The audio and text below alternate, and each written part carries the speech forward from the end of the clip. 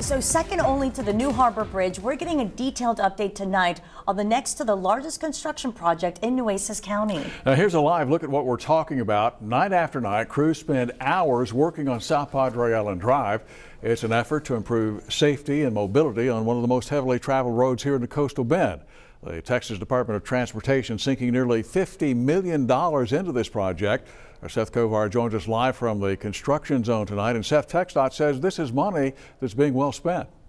The big highlight of tonight's update is that TxDOT says this project is on schedule. Now, it began in January of last year and is still set to be finished in the spring of 2022. Now, one thing you've probably already noticed is that the vast majority of the work happens at night. Sounds of progress in the dead of night. It's TxDOT's plan to better SPID. That comes with pros and cons. It's more expensive to do it at night, but this is the main artery for Corpus Christi, and so we're working at night. Working at night means higher wages for workers, fewer hours to get the job done, and having to provide their own lights.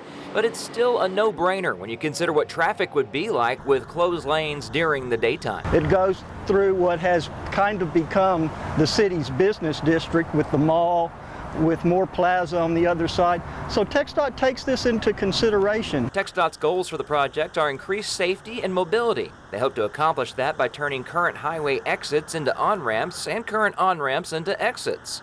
The so-called ramp reversal will give drivers more time to get on and off the highway, something one driver says is missing right now. If you just barely hit your brakes, you might get hit in the back.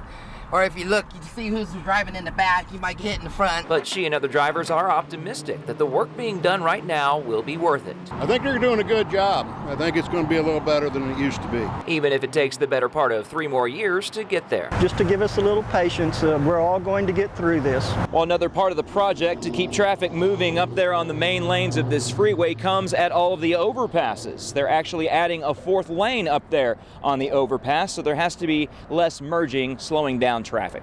Lee? Well, this project's been divided into 10 phases, and 2 of them are currently underway. Phase 2 set to wrap up soon, and Phase 4 sometime early next year.